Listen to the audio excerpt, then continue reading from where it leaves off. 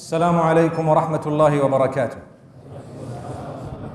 بسم الله الرحمن الرحيم. الحمد لله رب العالمين والصلاة والسلام على أشرف الأنبياء والمرسلين نبينا محمد وعلى آله وأصحابه أجمعين. We start by praising Allah subhanahu wa ta'ala, sending blessings and salutations upon Muhammad sallallahu alayhi wa sallam, his entire household, all his companions. We ask Allah to bless them all and to bless every single one of us, and to bless the beautiful children who have come to the masjid today, and to bless the mothers who are trying to look after them. We indeed reach out to you, and like I said, we love you for the sake of Allah. We also have children, and our children are also quite normally and naturally unruly sometimes, and at the same time we are very tolerant to this, and we pray that Allah grant these children great success in the dunya and in the akhirah. Ameen. My mothers and sisters, just to commence with a little message for you, we really appreciate the fact that you have made the effort to come here. We know that you have so many responsibilities, perhaps more than us as men. And we also know that it is not easy to look after the children. And this is why we are praying for you at the beginning of this talk to say, may Allah bless you. May Allah open your doors. May He make it easy for you. And may He grant you a smile on your face. There were a few children, mashallah, who were wailing, should I say, or perhaps who were slightly vocal, if I can word it more respectfully. We really ask Allah subhanahu wa ta'ala to grant those children success in this world and the next, and to grant their mothers a good reward for being patient with them and continue to be patient with them. May Allah subhanahu wa ta'ala bless you all. The reason why I started this way is because we made an announcement a few moments ago for the sisters to be mindful of the children who might be vocal, as I worded it. And the reason is not because we are not tolerant of it, but sometimes, like I said, there is a limit beyond which it would be within disturbance of the others. And for this reason, we say, we start off with a prayer for you, because we know you really want to listen to the talk, and we know that you really would like to concentrate, but at the same time, you have given preference to looking after your own child. Subhanallah. May Allah grant you and your children goodness, and all of us. Ameen. Brothers and sisters, Ramadan is round the corner, and we all know that. Which corner? I don't know. Every time we say something is round the corner and I say which corner, they say we don't know, but that's the terminology. It means it's very near. It's very, very near. Ramadan is very near. So what is the month all about? The month is about rejuvenating and reinvigorating and perhaps restarting, rekindling a relationship upon a very high level with Allah subhanahu wa ta'ala. So that is the month of Ramadan. Every year it returns, it comes back, and it is a gift for us so that we can rekindle that link with Allah upon a very high level. Why do I say a very high level? Because we all do have a link with Allah subhanahu wa ta'ala. But in Ramadan, if you notice, things are on sale. Do you know what that means? Sometimes people enter a supermarket. It happens to me, I know. You know, you walk into BHS or Next or somewhere, Mothercare and what have you, and you look at something and it seems a little bit dear, slightly expensive. And you tell yourself, I know when the sales will be, then I will come back. And as soon as the sales start, you are there the next day, whatever you wanted is less than half the price. Sometimes 30%, meaning 70% knocked off. So you are quick to buy whatever you need. And sometimes you even buy what you don't need. Why? Because it's very cheap. This is why it's dangerous to walk into a shop where things are very, very cheap, because you might end up buying things you are going to stash away into your cupboards, never using them, but you only bought it because it was very cheap. And that's not the proper etiquette of a Muslim. You don't just buy things because they are cheap. If you want to buy certain things, you either make use of it or you give it away. So when it comes to Ramadan, we all know that you earn bonus rewards. Bonus. For one good deed, it is multiplied so many-fold. You give out a sadaqah in Ramadan, it is multiplied so many-fold. You do a good deed and a charitable deed, it is really multiplied, because you are in the condition of fasting. And at the same time, you have the softness of the heart that is brought about by Allah subhanahu wa ta'ala in a miraculous way in the month of Ramadan. So many blessings that I guarantee you, when you open your fast in the month of Ramadan, the food tastes different. Amazing. The food, there is something about it that makes you look forward to it.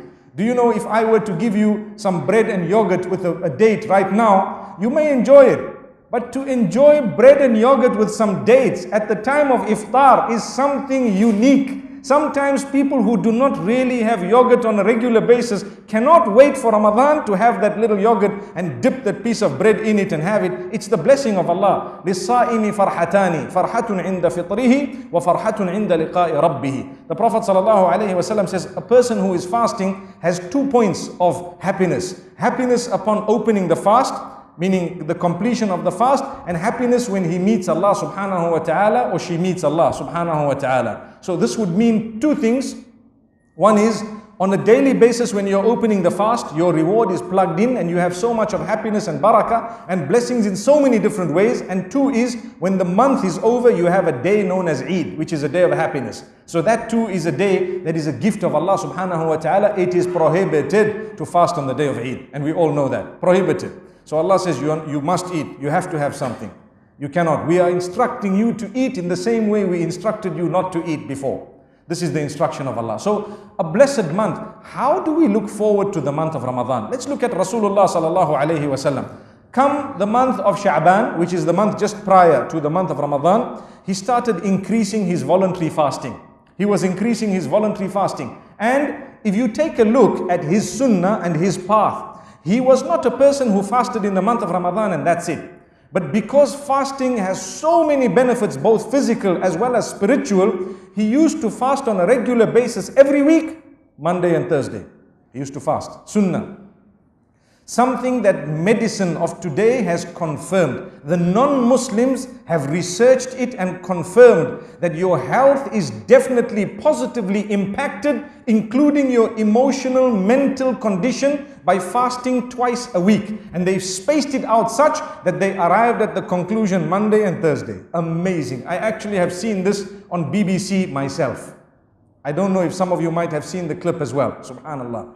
And it's amazing when we say it's a sunnah of Muhammad sallallahu alayhi wasallam, even the weak from amongst us start thinking, yeah, you know, it's just a sunnah. Don't use the word just a sunnah. A sunnah is something magnificent. It is a gift of Allah to us via Muhammad sallallahu alayhi wasallam. Look at it, study it, see. But when the non-Muslims come about with the same in terms of discovery, we say, wow, I'm going to start fasting twice a week.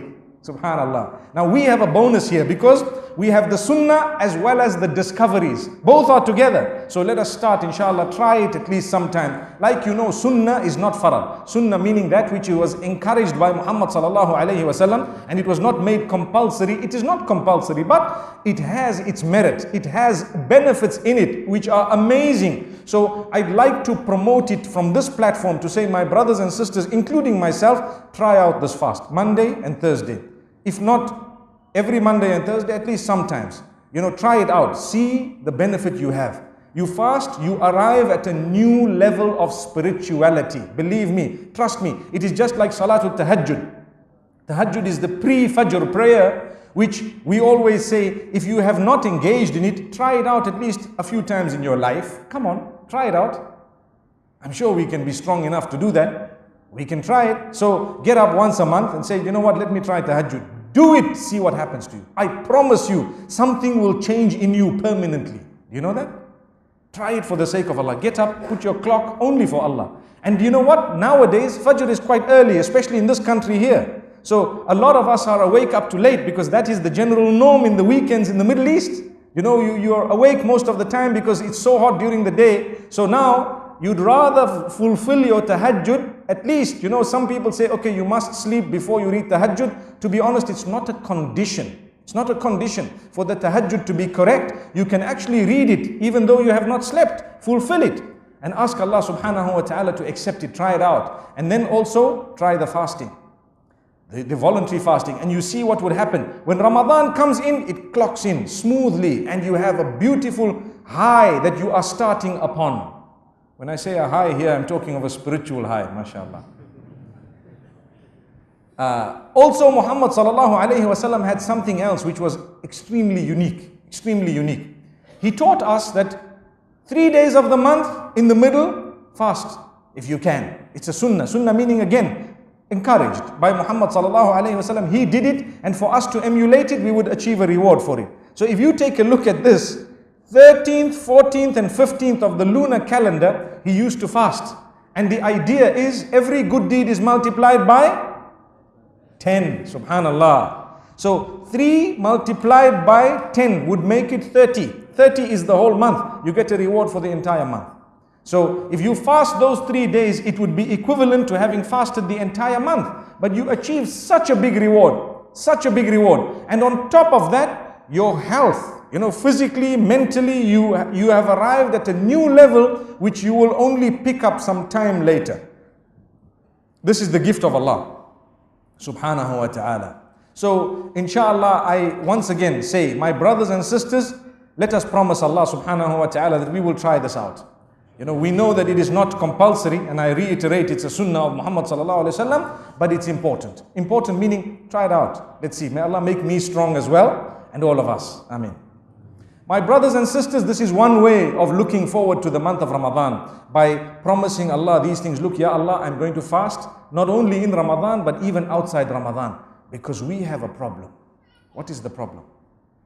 The problem is, in a lot of cases, we tend to worship Allah correctly only in the month of Ramadan. Come Ramadan, the alcohol is thrown aside, the music CDs are thrown aside, everything else is thrown aside, the zina is stopped. May Allah forgive us all and protect us. Everything bad is stopped, and we become such a good person. Why? Because they saw the moon. They saw the moon. So we become brilliant people, and you know what happens? May Allah forgive us. As soon as the other moon is sighted, everything comes back. It's like the day of Eid means I am doing qada for the food that I did not have, and I'm doing qada for all the sins that I abstained from during Ramadan. Here goes. Now you're on a roller coaster once again.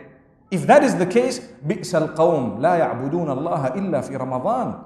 What a bad nation who only worships Allah in the month of Ramadan. He is the same Allah. Do you know the contentment you feel in Ramadan can be prolonged even beyond for the next 11 months, on condition that you just ensure that you are pleasing Allah in a similar fashion?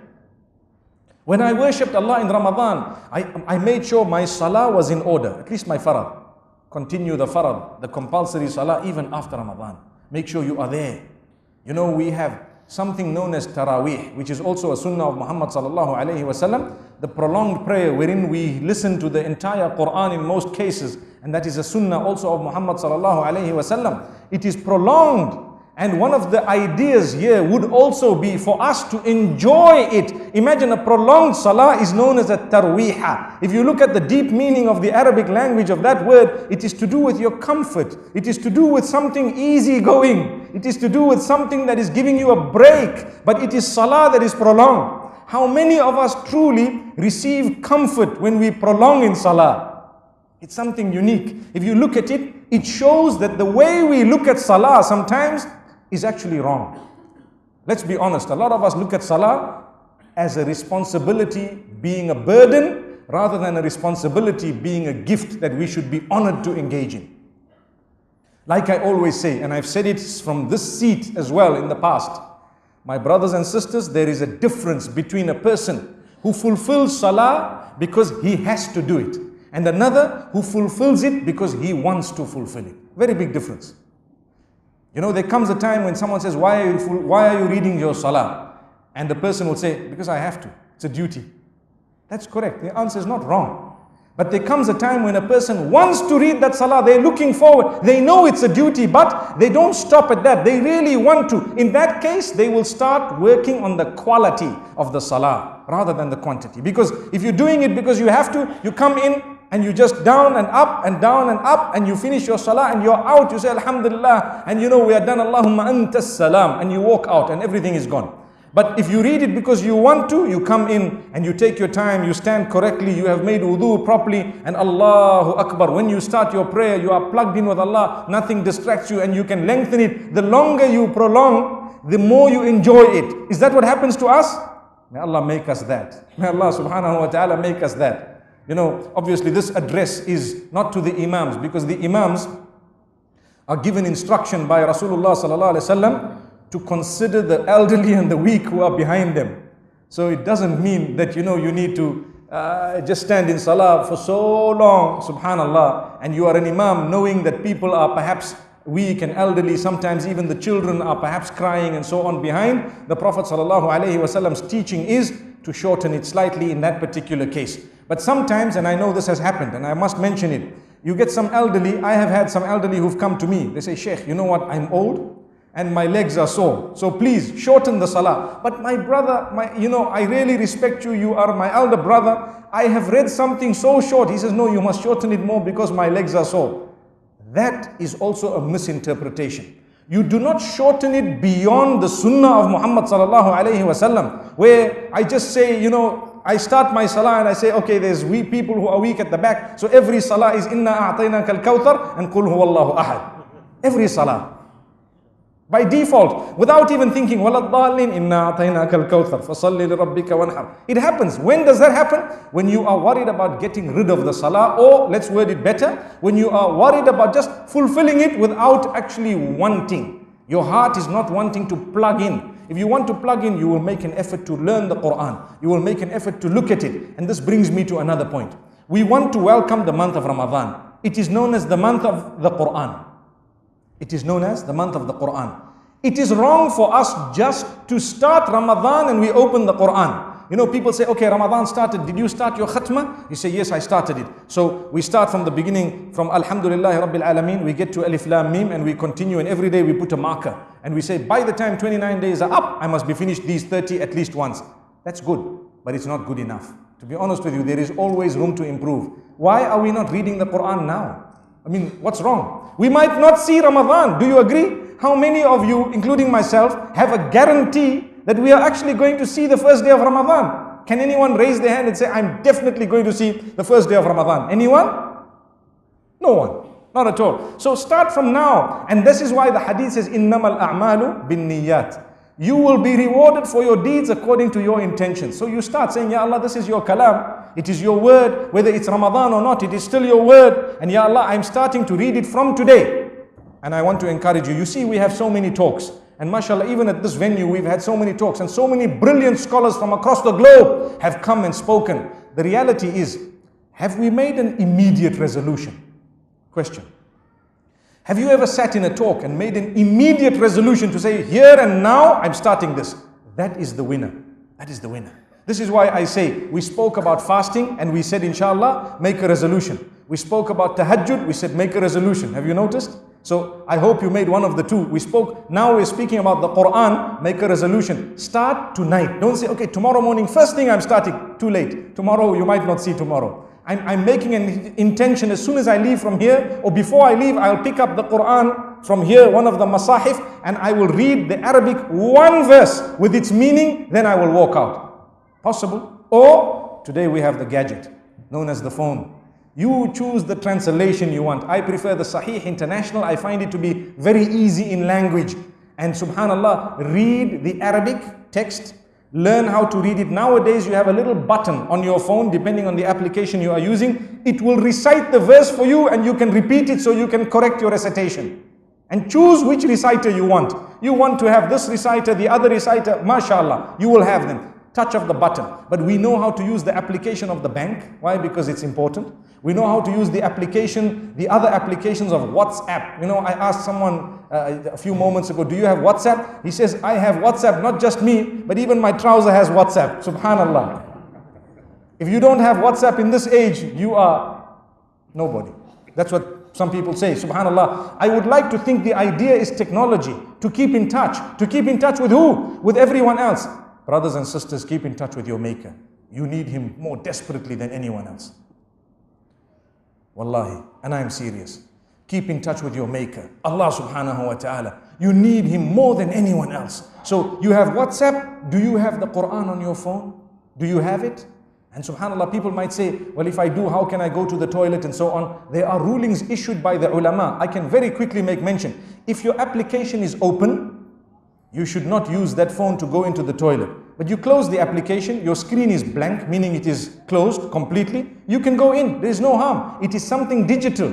It's like a hafiz of the Quran. If he's reciting the Quran, he cannot walk into the loo, but he is quiet. The Quran is in his heart. He can go in. And he must not waste time in the toilet. That's another beautiful teaching of Islam. When we go to the loo, we are not going there to have fun. If you go into some loos, you see magazines, especially those in some places who play golf. I recall very clearly when I was a little bit younger, I entered one man's, the loo in one man's home, and on the top, the shanks at the top, he had the rules of golf. And wallahi, you won't believe what I'm telling you, but some of you might have seen it because now they sell it on an international scale. They have a small golf green in the toilet, meaning a small little makeshift thing with a mini putter and a golf ball. And whilst you're sitting, you're busy putting. Whilst you're sitting, you're busy putting. I'm not joking. I'm honest with you. You can Google it and check it, but please don't buy it. So they're putting. Why? Because they're wasting their time. We are taught as Muslims, you go to the loo, it is known as liqada il-haja, in order to finish your business. You go in there, you relieve yourself and you come out. There is a dua to read before you enter and as you exit. To ask Allah protection from the devil, because we are taught that sometimes shaitan infests those areas. So you go in and you come out. Please don't play golf in the loo and stop reading magazines and all that in the toilet. I know, so much so that last week someone sent me an image on WhatsApp, and I must share this with you because I just remembered it now. And it showed a man sitting on a pan, and he said, oh no, I forgot my phone. You know what that means? That means people have made it their business that before you go to the loo, look for your phone, so that you can spend time. Now you're sitting on WhatsApp, messaging people and so on. You know what happened to me a few weeks ago? I can't remember which airport it was, but there was a man speaking inside the toilet. I was waiting to come out, and he's busy having a long conversation. And I wanted to tell him that, hey, finish up your business and get out. There's a queue here, man. And he was like, if you offered him coffee, he probably would have said, okay, thank you very much. This is dangerous. The reason why I'm making mention of it, this is what is overtaking the globe at the moment.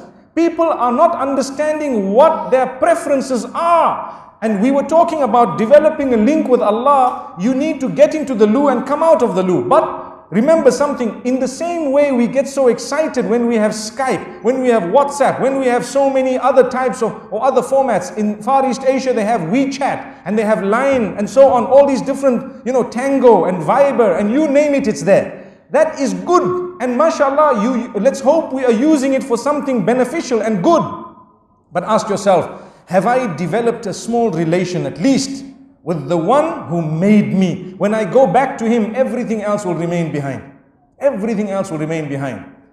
We look for the latest phones and so on. Have you even used technology to get closer to Allah? And I like to say, today people don't like to read. Do you agree? Do you agree? It's more difficult to read. If you give them a CD, it's easier. You give them a DVD, it's even more easier. And subhanallah, it's on your phone. So you have YouTube, you have this, it's easier, so good. You want to listen to a lecture, you want to know something about Ramadan, instead of reading a book about Ramadan, today they say, let's listen to a YouTube about Ramadan, inshallah we meet at 8:30. Very good. Allah knows that slowly but surely we will change such that we become lazy to read. Yet we all know the importance of reading, and I'm underscoring this. It's important for us to read. At the same time, what we need to know, technology has developed such that it caters for our laziness, yet we don't use it. You follow what I'm saying? Technology caters for our laziness, but we still don't use it. Wallahi, we will be asked by Allah. Wallahi, we will be asked by Allah subhanahu wa ta'ala, how did you use this technology to get closer to me? How? And answer the question. So the Quran, don't wait for the month of the Quran to come and misunderstand that that's the month of the Quran and the other 11 months are not the months of the Quran. So therefore we will be concentrating on Quran 1 month and the other 11 months the Quran is somewhere else. We pack it away until it receives dust. May Allah subhanahu wa ta'ala safeguard us. Take your phone tonight. Download a beautiful app of the Quran. There are so many apps. Ask your friends, inshallah, for what is a good app that they have found beneficial. You have an application that has reciters, it has the meaning in so many languages, it has a brief explanation, and at the same time it will help you to recite the Arabic, because as Muslims we are responsible for two things. One is to recite in the Arabic language, and two is to understand in whatever language we speak. These are two duties. They come hand in hand, side by side. No one can substitute the other. Remember this. People ask me, is it more important to recite or to understand? I say they are both important. Subhanallah. They come hand in hand. What's the point of reciting without knowing the meaning? And what's the point of knowing the meaning without reciting? Subhanallah. Try. Recital. These are the words of Allah. You should be proud to repeat them. Amazing. Recently I visited one Middle Eastern country, and amazingly, there was a man who spoke a little bit of Urdu, but he did not understand it. And he started speaking to a certain person who knew the Urdu language. And I asked him, do you speak Urdu? He said, no, I just memorized this off by heart. And I told him, luckily whoever told you what it was spoke the truth. You know what that means? Sometimes they can lie to you, teach you a swear word and say this means good morning. So now you're looking at someone and swearing them and you think it means good morning, and they look at you and say astaghfirullah.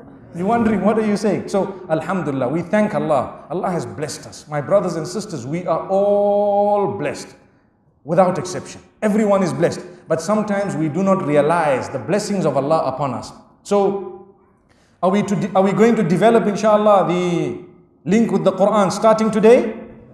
Alhamdulillah, I thank Allah. And I hope we are true to our word. Wallahi, it's not for me. It's for Allah, the sake of Allah. And it's for our benefit at large. Each one will benefit himself. You know, the Quran also teaches us whoever does good is for himself.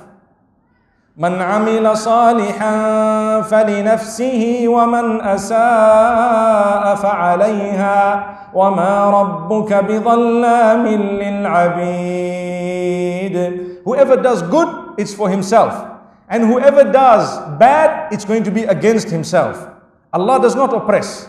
We are the ones, subhanallah, who do wrong to ourselves. So the month of the Quran, we will this time, inshallah, welcome it in a way that if we were to die before it actually came, we would still be rewarded because we have made good intentions.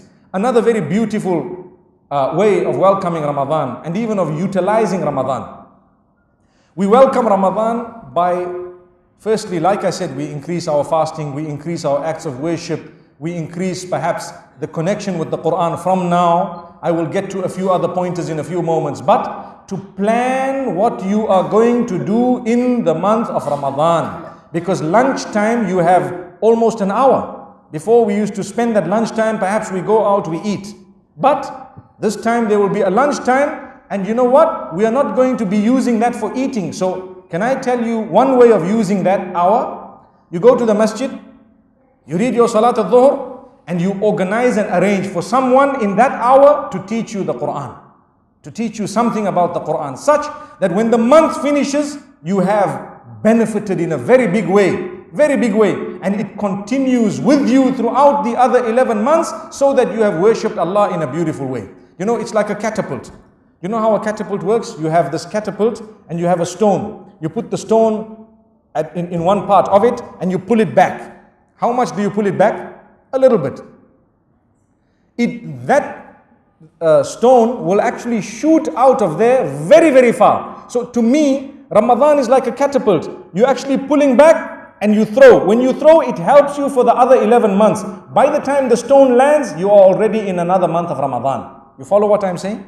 This is spirituality. It's one way of looking at it. There are so many other ways. So it is so vigorous. It requires energy such that you've used it so powerfully in this month that the rest of the 11 months, you are just sailing, you are flying, you are cruising.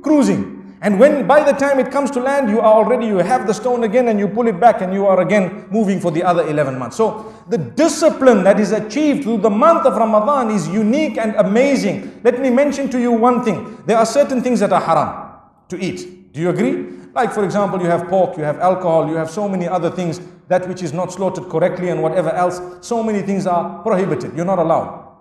Now look, for one whole month, from dawn to dusk, we stay away from that which is halal. Water is halal. I cannot have it in Ramadan during that time, from dawn to dusk. Why? Discipline myself. For the sake of Allah. Allah said, don't have it. So if I managed to stay away from that which was halal for one whole month, then surely after that I can appreciate that which is halal by eating it and stay away from haram at least. So I did not drink water. I did not have relations with my own spouse, which is otherwise halal. But in the daytime of Ramadan, it is a big prohibition. No, control yourself, discipline yourself, restrain yourself. That is what Ramadan is all about. You restrain yourself, you control yourself, subhanallah. So, for one whole month, I stayed away from that which was halal. For the other 11 months, I can easily stay away from that which was haram. I'll appreciate the halal. When you have a sip of water after a day, when you have been quite thirsty because you were fasting, the dua says, ذَهَبَ الظَّمَأُ وَابْتَلَّتِ الْعُرُوقُ وَثَبَتَ الْأَجْرُ إِنشَاءَ اللَّهِ. The dua when you are opening your fast at the end of the day, where we are appreciating the gift of Allah for having quenched our thirst with what? With water. This is why the sunnah of Muhammad sallallahu alaihi wasallam, either dates or water or both, to open the fast at the end of the month, at the end of the day.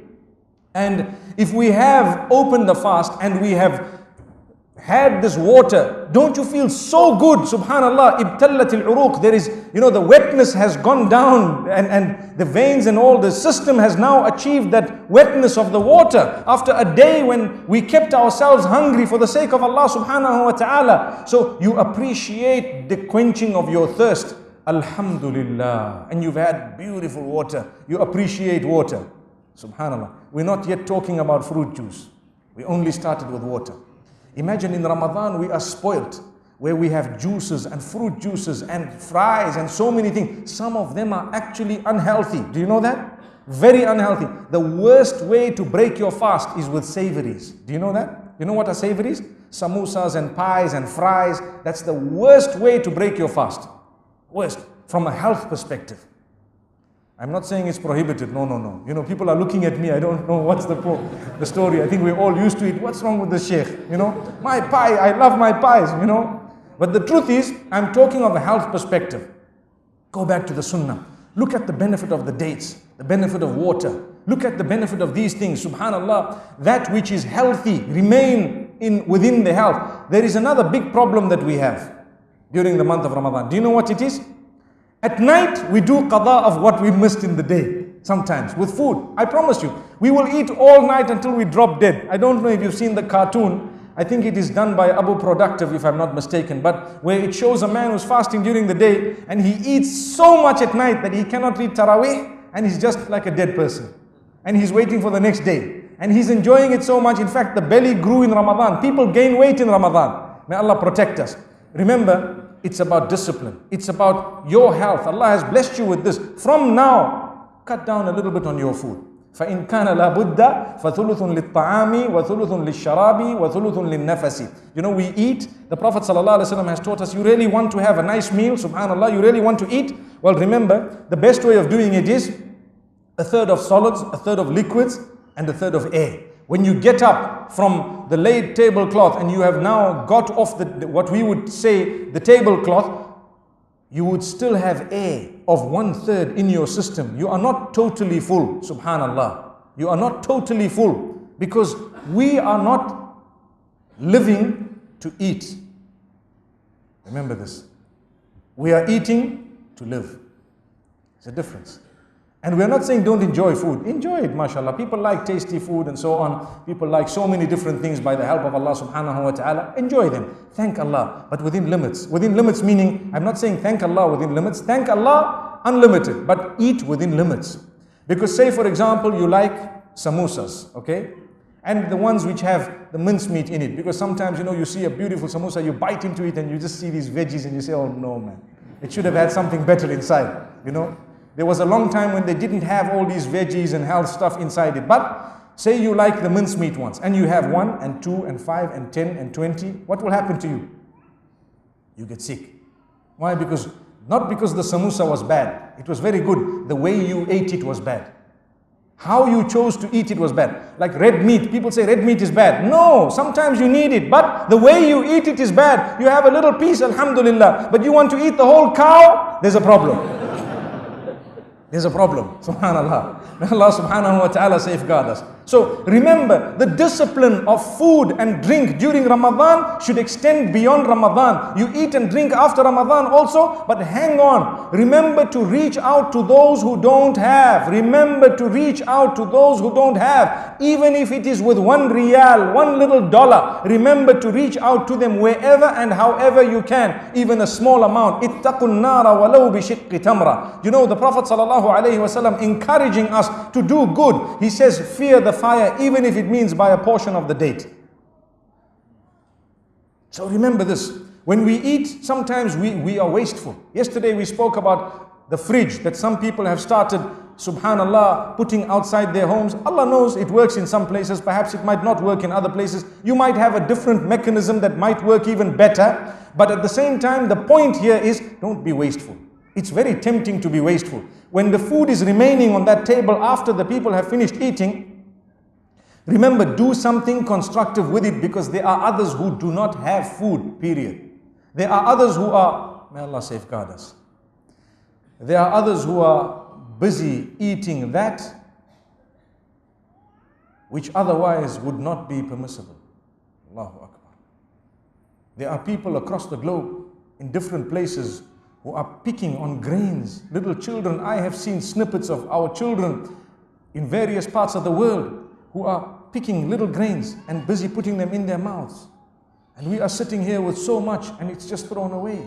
Is that the case? I believe we can do better, inshallah. Let's word it respectfully. We can do better, inshallah. We can actually do something. And remember, where there is a will, there is a way. If you are really serious about not wasting, you will manage. If you are really serious, you will manage. You will succeed. Something good will come out of it. And this is what we are taught as Muslimin. So by the help of Allah subhanahu wa ta'ala, we hope from now to hold back a bit on your food, inshallah. You know, if you already have that discipline, alhamdulillah. If not, you can actually, not just because Ramadan is coming, but because you want to be a more healthy person. You know, I find, this is for myself, the day I've eaten a lot, I feel very lazy, very lazy. I think my system is busy digesting and so on, and by the time it's over, I'm tired because my system is working without me working. Even if I'm just sitting, I start yawning and you start feeling lazy and you want to sleep and so on. It's your system operating. But the minute or the day I have eaten slightly less, I feel very active.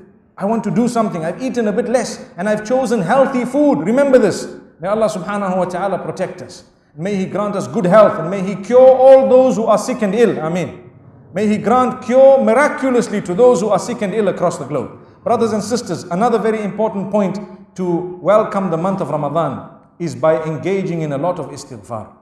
Ask Allah's forgiveness on a daily basis. Many of us take for granted the sunnah of Muhammad sallallahu alayhi wasallam. He was a Nabi. He was a prophet of Allah, the best of creation, the most honored of all the messengers. He did not need to engage in seeking forgiveness of Allah subhanahu wa ta'ala, but he did it on a daily basis. Daily basis. Not once, not 10 times, but between 70 and 100 times, according to some of the narrations that are authentic. He used to say, Astaghfirullah. I seek your forgiveness, O Allah. Let's be honest, sometimes we lead a life, obviously, that is very far from what the ideal is, but we forget to ask Allah's forgiveness. After salah, Assalamu alaikum wa rahmatullah, Assalamu alaikum wa rahmatullah. And we say, Astaghfirullah, Astaghfirullah, Astaghfirullah, Allahumma anta salam wa minka salam. You forgot what you said. You don't even know what you said. It was lip service. You know what lip service means? Your lips moved, your tongue said it, but your concentration wasn't there. So you don't even know that you've actually asked Allah to forgive you because your heart was not present. So this is why become present. I said a lot of istighfar. Ask Allah's forgiveness. Oh Allah, forgive me. And when you ask Allah's forgiveness constantly, change your life. Start coming to the masjid, to the house of Allah. You will find a great change in your life if you tried your best to fulfill all your 5 salah in the masjid, in the house of Allah subhanahu wa ta'ala. Come early and see what happens. May Allah subhanahu wa ta'ala grant us ease and goodness. Beautiful month of Ramadan. Like we said, istighfar. Develop your link with Allah subhanahu wa ta'ala. He is your maker and He will open your doors one after the other. Another thing, start reaching out to other people. It must not always only be about me and myself and I. No, it must be about us. It must be about them sometimes. Look at others. Reach out to them in a beautiful way. Pray for them. Go and visit the elderly. Visit the sickly. You should be getting a feeling of goodness when you visit an old person. Subhanallah. You will find lots of wisdom. They have seen the world. They have seen so much. You will find lots of goodness. It is one of the teachings of Muhammad sallallahu alayhi wasallam. Go and visit the sickly. Go and visit your relatives. Solve problems and matters. Resolve matters. A winner is he who resolves problems. You have a family matter, a feud between the family. Try your best to solve it. Try and try hard. It's not going to be easy. But you will be known in the eyes of Allah as a person who tried his best to maintain family ties. لَيْسَ الْوَاصِلُ بِالْمُكَافِئِ إِنَّمَا الْوَاصِلُ الَّذِي مَنْ إِذَا قُطِعَ رَحِمُهُ وَصَلَاهَا. A person who is a maintainer of good family ties is not he who has a tit-for-tat relationship. You know what that means? They give me something, I give them something. They give me something, I give them something. I remember I went to one country. May Allah grant us forgiveness. I went to one country and someone invited me to a wedding. Some of you will know this because it's the culture in some countries. And as I was entering the venue, there is a man sitting outside with a book. And he tells you, Sheikh, he asked me a question. Can I write your name? I said, no, thank you. And he just looked at me, he gave me such a dirty look. I didn't know what is the issue, because I was unaware of the culture. Sheikh, you want to write your name? I said, no, I really, it's okay, I don't need to write my name. And I went in. And I had the meal and everything. When I came out, the same man asked me, Sheikh, did you enjoy the meal? I said, hey, mashallah, it was very nice. He said, so would you like to write your name? I said, no, thank you. He looked at me and he said, I said, what's the problem? He said, everyone is writing. I said, what are they writing? He says, you have to write your name. So I said, okay, so write it. He said, so how much are you giving? Wallahi, I'm not joking. I was shocked because I was new to the culture. I guarantee you, some of you know what I'm talking about. I guarantee you. So he said, okay, I write. I said, what do you mean? He said, you have to pay. You have to come. He said, you think we invited you for free? Like, what? I'm first time coming across this culture, you know? And then he wrote my name and I'm looking that they said so much. I won't say the currency because you'll know where it was. He said so much. I said, oh, he said, you know what? You are from abroad. You are from outside. We're expecting something better from you. Inna lillahi wa inna ilayhi raji'un. And you know what? It so happened that that moment I did not have cash in my hand. And I was so embarrassed. I told him, you know what? I can write, but I will have to send it to you. He said, don't make excuses, Sheikh. People respect you. I said, no. So then I had to talk to him, to engage him, for him to believe me. And this is a true story. The man, he then tells me, he said, you know what, let me explain. I said, can you tell me the culture? I need to understand this. He said, look, when we invite people, as they're coming in, they give towards the expenses or the bride, the groom, whatever it is, right? And they write their name and amount, and they give the amount. So we gather the amount and so on, and you know, it's considered a gift. And if you haven't given on your way in, you give on your way out. And normally, when you have a good meal, you can write your name twice, which means going in, you wrote something, and you had such a nice meal. When you came out, you said, mashallah, excellent, write my name again, I give you something more. So he says, then what happens? The day there is a wedding in your family, even if it is 10, 20 years later, we take the book out. And we see what you gave when it came to our family. Wallahi, I'm not joking. And then we give a similar amount or something equivalent. And I said, Wallahi, this is the furthest away that I know from Islam. It defeats the purpose of the walima. It defeats the purpose of brotherhood. And Wallahi, my brothers and sisters, I am using this platform to say, stop it. Stop it. Don't do that. It's wrong. You want money, collect donations. Don't have such a big wedding. What's the big deal? If you cannot afford it, have something simple. Simple. And even if you can afford it, you can invite the whole world, but keep it simple. There is a difference between big and small, and simple and complicated. So if you have a simple wedding, even if it is very big, no harm. But if you have something that goes beyond the limits of Allah, even if it is a small wedding, it's wrong. And this type of culture that we have clung to in some areas, wallahi, I found this later on. Even in the UK, some of the people of a similar background were doing the same thing. They have a hall, they invite you, and they have a man with a book. It's just as well that now I know what the book is all about. May Allah subhanahu wa ta'ala benefit us. We have a book of deeds that we are worried about. They have a book of money that they're worried about. May Allah subhanahu wa ta'ala grant us goodness. However, the month of Ramadan is such that we become generous to the degree that we give out. Kana Rasulullah sallallahu alayhi wa sallam ajwad an-nas. He was the most generous of people anyway. But in Ramadan, he was even more generous. So much so that the hadith describes it as karrih al-mursala. Ar-rih al-mursala means the wind that is moving, that is, blowing. If the wind is blowing, like now this fan is on, for example, it comes to me and it comes to anyone who is in the path. Anyone who is in the path of it. Subhanallah, it's wind that catches everyone, which means the generosity reaches everyone. I'm generous to you with my smile. I'm generous to you with my time. I'm generous to you with whatever Allah has blessed me with by the help of Allah subhanahu wa ta'ala. So we will engage in istighfar. We will try and welcome this beautiful month by turning to Allah and by developing our character and conduct, by improving the relationship we have in our homes and houses. A lot of us, have a lot of room for improvement with our relations with our own children, in our relations with our wives and our husbands perhaps. We have so much that needs to be done, but sometimes we couldn't be bothered. We are too busy doing some other things. Before you know it, life will be over. You know, nowadays time is flying. That's just Muhammad sallallahu alayhi wasallam has prophesied this. يَتَقَارَبُ الزَّمَانِ. One of the prophecies of towards the end of the time will begin to fly. It will be crumpled. Crumpled meaning a month will pass as though it was just a day. Honestly. You would recall the day you were married, the older ones from amongst us, and your child is already 20 years old. How did those 20 years go? I can't remember. I don't know. What were the highlights of your 20 years? You can finish them in 2 sentences and 5. Where did the time go? So we are wasting time somehow. It's seeping. There is a leakage. You know, if you have a water meter and all your taps are closed in your house and the water meter still keeps on flowing, you know, it still keeps on rotating and moving, there is a leakage somewhere. You need an expert plumber to come in and identify where the leak is, unless your meter is faulty. So what would happen? He would come in. If he cannot identify it, call in another expert. They will identify, you know what? This is your problem. This is where the water is leaking under the ground and you are paying a big bill for this water. The same is happening to our time. It's seeping, it's leaking. We're using it sometimes for that which is not constructive. It's destructive, it's a waste.